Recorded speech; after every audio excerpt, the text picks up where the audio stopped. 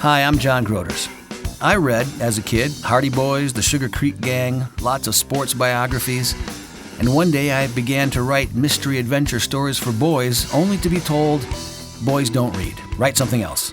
Thankfully, our guest today isn't listening to that advice. Meet author Aaron Zook on No Shame. Have no shame, no, we are not afraid, no shame.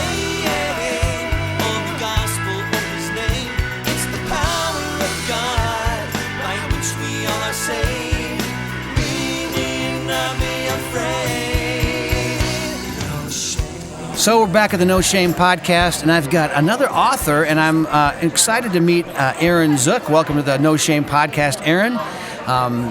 How's your week been at ICVM? Well, it's been really great because I've had a chance to learn a lot of things. This is my first time here, so it's been fire hose experience, as I call it, because you get lots of information and try to figure out how to apply it. And you're from Texas, is that right? I am from Texas, yes. Northeast Texas, a little bit north of Tyler, Texas.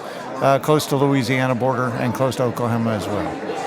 Well, we're in Franklin, Tennessee for this conference, and there's so many people here who are creative. We have got a room full of actors and writers and producers and directors and artists of every type, and you put them all together, and a lot of good conversations happen, and then you've got this conference is deeply infused with a commitment to Christ, and that has really sort of unified this body of people from all corners of the world and all corners of the country. So I've been a few years. This is probably 10th time for me, so I'm starting to get to know people, but I'd like to welcome you for your first year as if I speak for the conference, which I don't, but welcome anyway. Well, thank you. I appreciate that. It's really good to be here, and I really appreciate all the expertise that I've been able to tap into while I've been here as well. Now, ICVM, they've actually sort of changed its branding this year. They're calling it like the Storytellers Conference from ICVM, but ICVM is International Christian Visual Media. So what are all you authors doing here? Is a book a visual media? What is it? What are you doing here? It's kind of funny, but I just joined an organization called CAN, which is the Christian Authors Network, and they encouraged us to come because you start with a story, and then eventually you try to reach other people. I found out when I talked to people at book sales that they oftentimes aren't big readers, but they love the visual media. So my intent was to bring the ideas to the conference and see if anyone would be interested in making a visual media product with it, like a movie, a feature-length movie with each of the books, or also animation or TV series. Well, Aaron, you and I have a lot in common, actually, when it comes to what we've written. So I want to hear from you. Tell me what you're writing and your genre.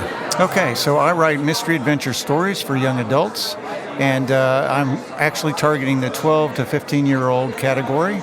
However, the books are written at the 4th grade level, so anybody at that age level can read the books, and if they're mature enough, then the content's good for them as well. I do write the books. It's a series of 12 books. The first 4 are completed. The 5th book comes out in December, which is about maybe another 3 weeks away.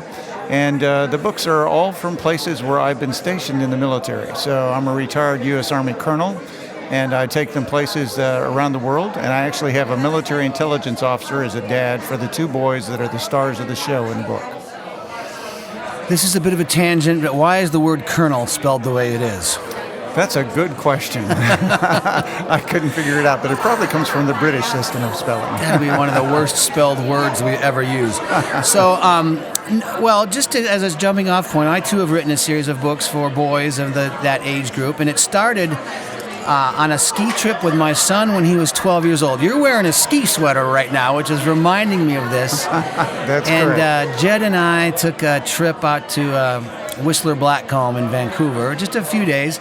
He was 12 at the time, and I remember saying, hey, let's go to a movie tonight, me and my 12-year-old son. And it was this sort of opened my mind, like there wasn't a movie out there that was going to be any good for me and my 12-year-old son. He was beyond the kind of cartoons and kid, just exactly. The G-rated movie wasn't going to be cool. I really didn't want to bring him into the James Bond movie at age 12, and it just hit me, my goodness, there's nothing, and this was in 2010 or 11, but there's nothing for him. So we spent 3 or 4 days on the chairlift, and I said, Jed, let's just invent a world that you and your friends would be interested in watching or reading. And we just talked, and we just went down tangents. It wasn't official. It wasn't like homework. But I took those thoughts at night and kind of started writing them. And then, anyway, so I wrote a novel called The Frontier Boys. We made a movie called The Frontier Boys, and I've written a few sequels to that, thinking someday I would make those sequels into movies. As it is, we've only made the first movie. But I made the very movie that I wanted to see that night with my son. And it's been seen all over the world now, and it actually can happen. Outstanding. But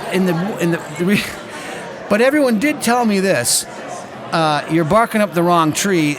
Boys that age don't read, and if they did, the window where they would read books for the 12 to 15 age group is so short, there's no market for it. So I'm just giving you the encouragement that I myself have received. That's excellent. I love it.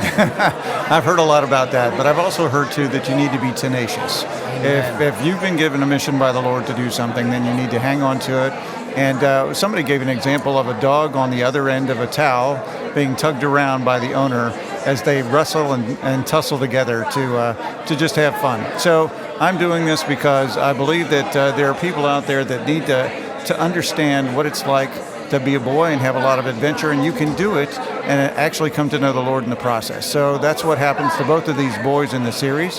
And their dogs are called Thunder and Lightning, so I call it the Thunder and Lightning series. And it's full of danger, action, adventure, suspense, and definitely a lot of times when they're excited, emotional, and also trying to discover themselves at the same time. Thunder and lightning. Now, there's a lot of NFL backfields that have the bruising fullback, and then they have the scat back who's elusive. So I like that. And your books, I'm just, it says here these are some of the titles. The Secrets of the Castle, is that right? Book Correct, 1. That's the first book. The Salt Mines Mystery, number 2. The Phantom of the Fortress. The Isle of Intrigue. The Crash and Coaster Mystery. What are these like? Can you give me a comparative at anywhere? Is there any? Do these remind you of any other series that you've grown up with or read or enjoy? Certainly. I love mystery adventure stories, and so I loved the Hardy Boys when I was growing up. And these series is probably patterned a little bit after the Hardy Boys. They are starting in 1989, so they're somewhat historical. The reason for that is because I wanted to attach it to some historical events as well. So in book number 1, in 1989, the Berlin Wall comes down. And that's actually where they're at. They're in Germany. And there's a lot of other social events that take place around that time, too. So I try to make it a little bit historical. I try to make it international so that they learn about different countries, different cultures. And these are actual real locations that you can look up and you can go visit. Are these guys military kids? Maybe you mentioned that. They are. That's correct. They are military children. Their dad's a military intelligence officer, and the mom is a homeschooling mom. So they're raised in a Christian environment. They learn moral and ethical lessons in each one of the books as well. But mostly I focus on the action because that's what the boys want to read. Well, so the last podcast I just interviewed was with Michael Joyner, and we started talking how we both loved Quentin Tarantino. So as a Christian podcast, nothing is off limits, but Lee Child, do you read Lee Child's novels? I do. He, one of my favorites. I'm in the middle of The Blue Moon right now, his latest, and I love Lee Child. He and his brothers were military kids growing up on bases in Germany, getting in fights. What a backstory for a hero. I mean, so I'm just saying I kind of love the military base, kids growing up. It's different than where I grew up in the suburbs. It's cooler than where I grew up in the suburbs. I think I like your vehicle.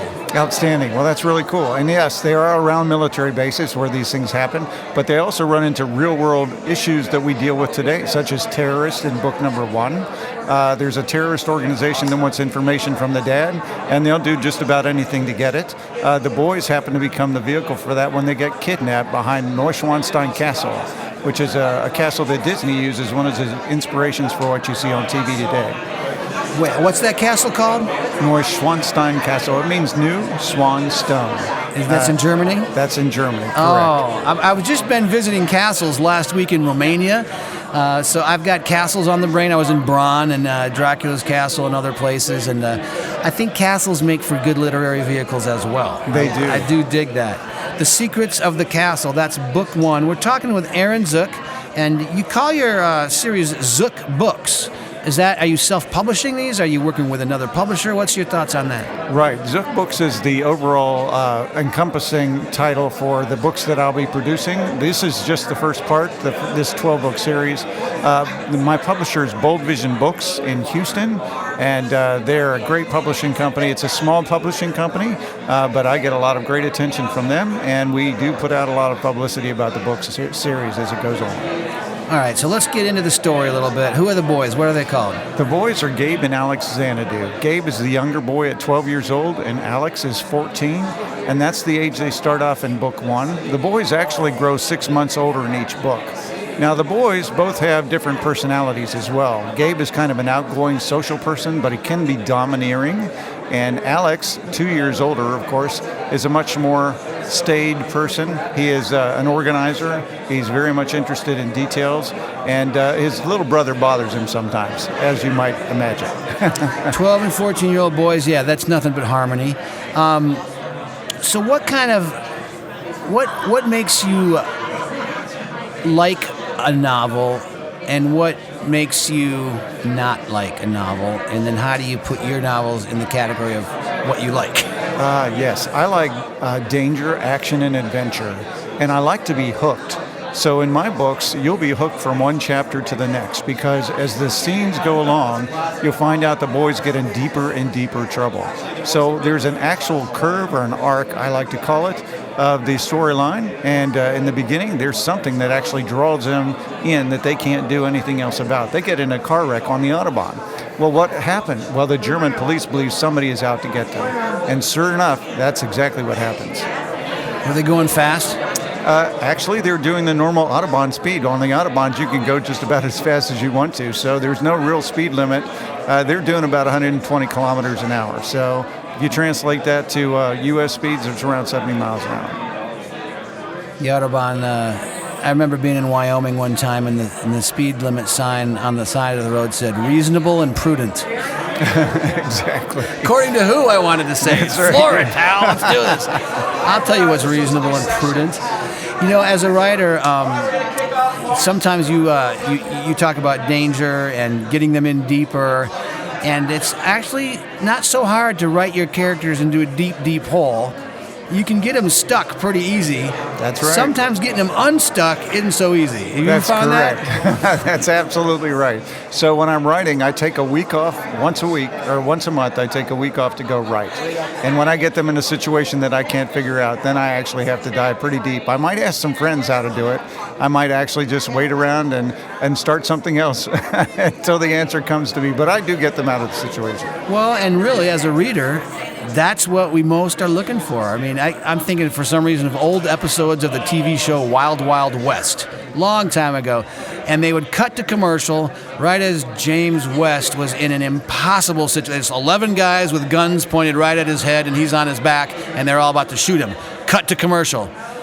Somebody had to write a way out of that when they came back, and it was always like, you would want to stick around through the commercial. How are they going to get him out of that pickle? And then, I don't know, kabal, kabang, kaboom, but he'd come up some way and get out of it. That's what's fun about discovering the unknown next chapter, I think. Certainly, that's exactly right. Because if you don't have that suspense, then you're never going to draw the reader in. And I love suspense because I don't want them to put the books down.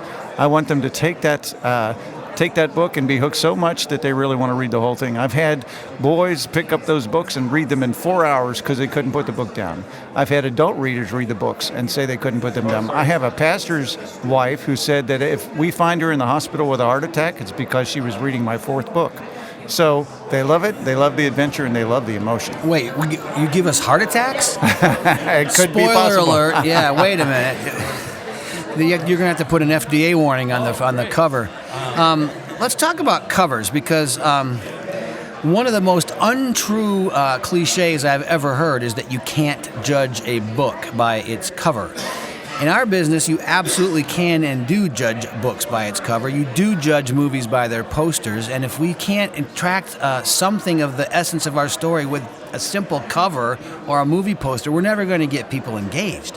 So how do you get your covers, and what do you want to be your theme on your covers, or what do you want them to look like? The first cover is set up so that you can actually see the picture of the two boys, and you get an idea of what they look like to start the series off.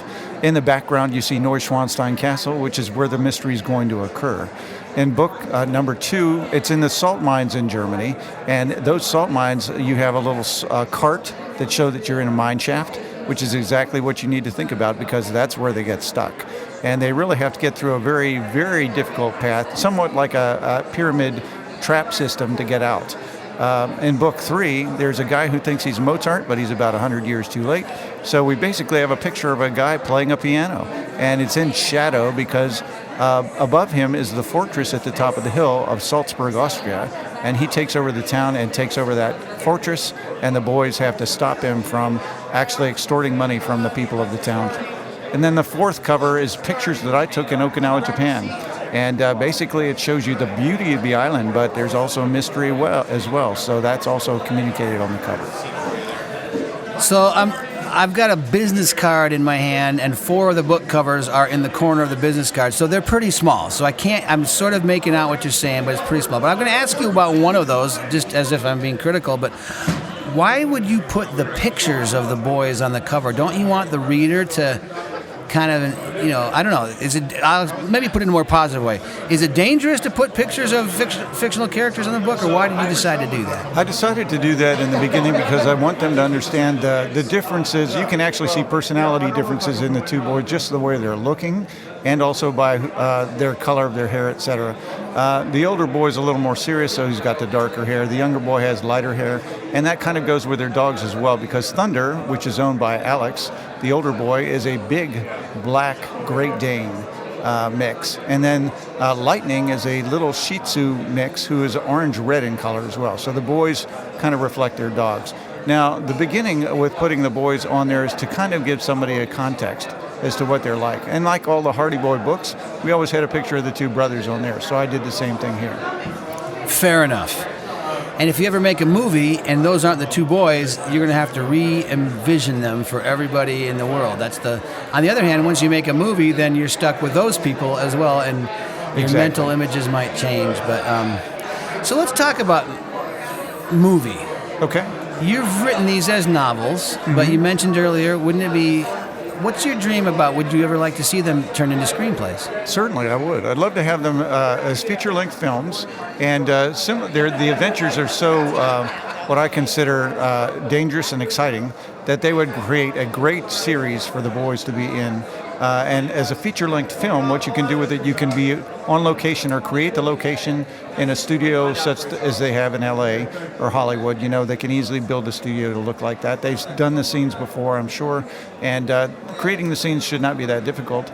But I believe it would really be great to have 2 boys going through this growing period in their life, and to have other boys be able to watch that on TV. There's also female leads in some of the books as well, so that would create an audience of both boys and girls that age. Well, Aaron, let me tell you the story for me in this. So I had a novel, The Frontier Boys, and then a couple of follow-ups as well, and got to make a film from that novel, made it into a screenplay, and put together the film. This was about in 2010-11.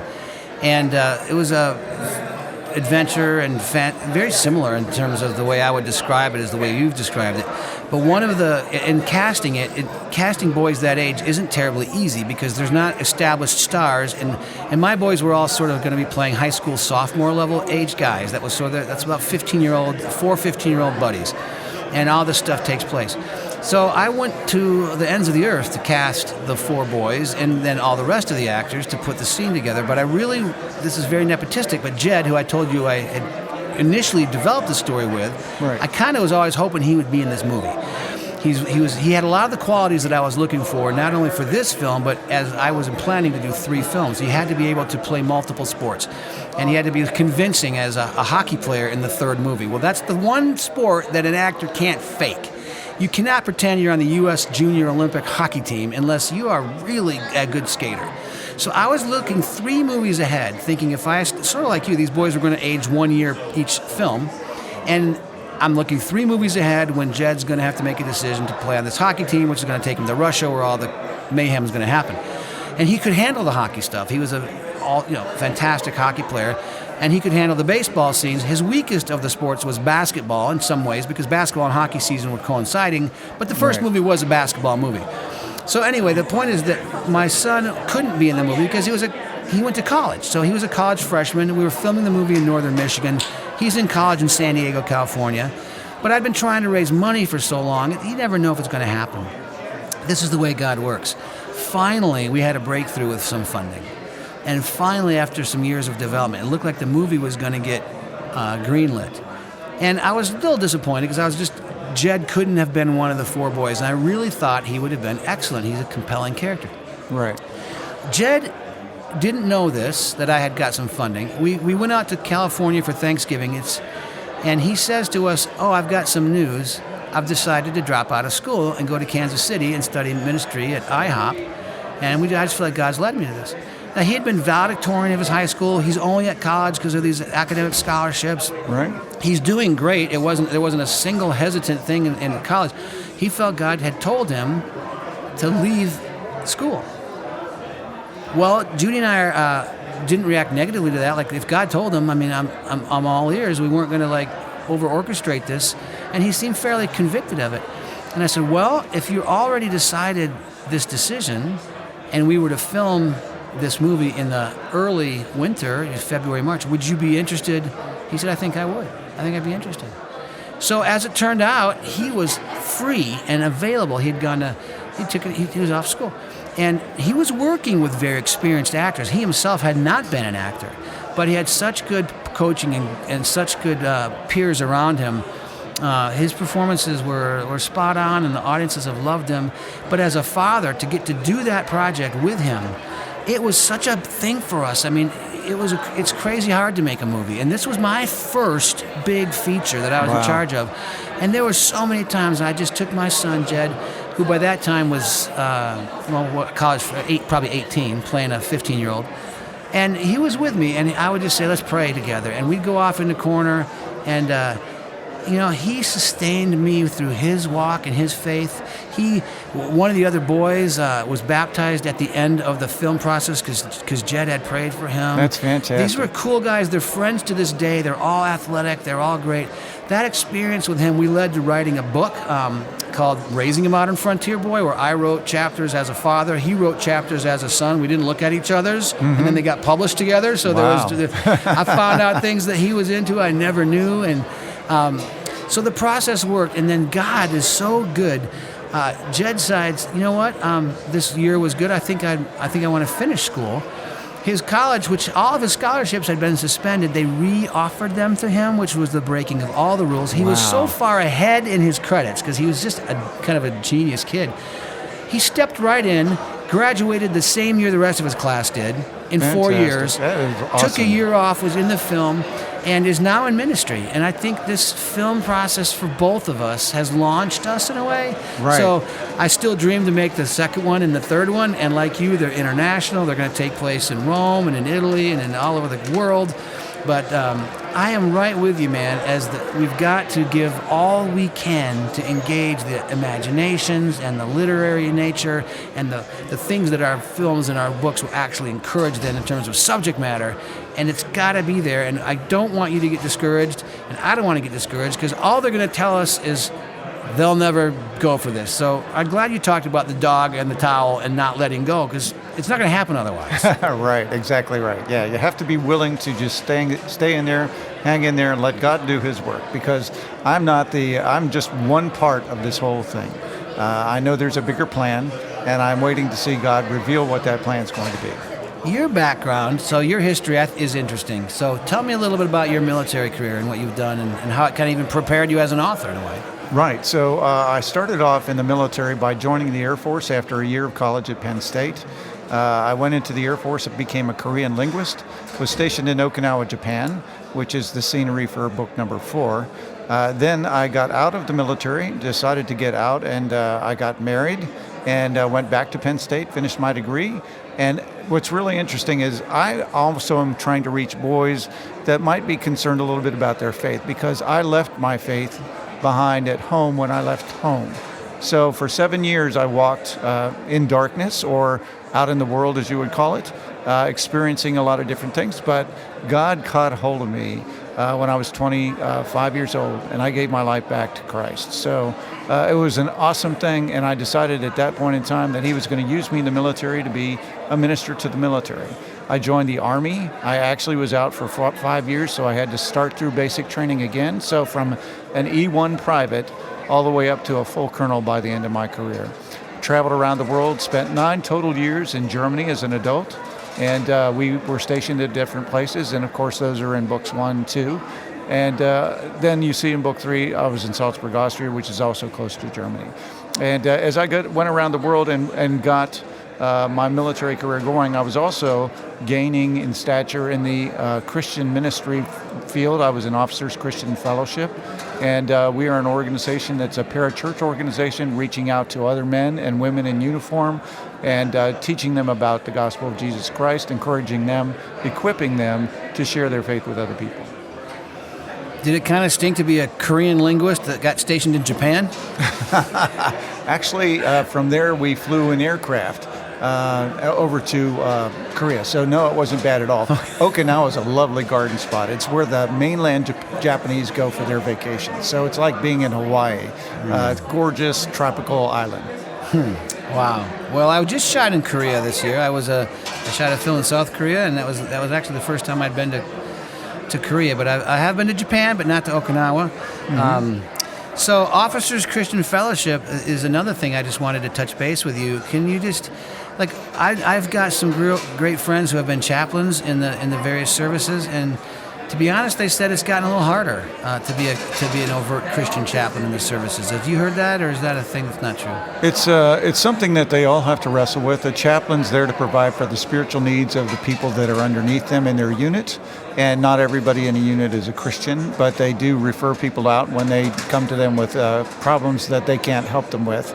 Oftentimes they're solving just simple emotional, spiritual crises where they can direct them in the right way. But so for them to practice their Christian faith, oftentimes because of some of the rules the Army is now opening, or the regulations and how they've opened them up for people that are basically doing things that we definitely identify as sin in the Bible. It's hard for them to minister to those people and do it in a godly, honoring way at the same time as they try to minister to the individual. So it's harder for that. But they do, and they have an opportunity to minister to the other people around them and to uphold the Christians as well. Your group, Officer Christian Fellowship, probably didn't have to play under some of those same constraints. Is that true? That's absolutely right. Because we're a parachurch organization, there's no issues with what we do. It's all based on the Bible. It's all based on Christ. And when we invite people to come to our Bible studies, and we want to minister to them, but the leadership is definitely all Christian and following biblical rules, and they actually are signing a statement that says that they follow the biblical principles laid out in the Word. Well, God's clearly prepared you and given you a certain set of memories and experiences and countries and cultures. Books can take us to places that we cannot otherwise go, behind curtains that we aren't allowed behind. And I think on military bases around the world for boys is a fascinating one, and I'm glad you're doing it. Our guest is Aaron Zook, author. His series for boys is the Thunder and Lightning series. If you've got 12, and not just boys, I keep saying boys. You don't mean for it to just be for boys. No, it's for boys and girls. I apologize for that. Boys and girls and other, I suppose. 12 to 15-year-old target age. If I want to put these books in the hands of someone I know that's in that age group, how do I find them? Well, you can find them online at Amazon.com. They're also on my website, which is zookbooks.org. That's ZOOKBOOKS.org. You can also find them in Barnes & Noble. And my publisher, Bold Vision Books, they also have a website, boldvisionbooks.com, and you can get the books there as well. And if you're older than 12 to 15, we won't blow your cover if you like reading these books anyway, because actually we probably all would like reading these books. Outstanding. That's great. And you know there is an audiobook available for book number 1. For those that don't have the time to sit down and read a book, they can listen to the first book, The Secrets of the Castle, and that's on Audible. All right. Aaron, thanks for joining us on the No Shame Podcast. John, thank you. I appreciate it. Thanks for coming. Have no shame. No, we are not afraid. No shame. On the gospel of his name. It's the power of God.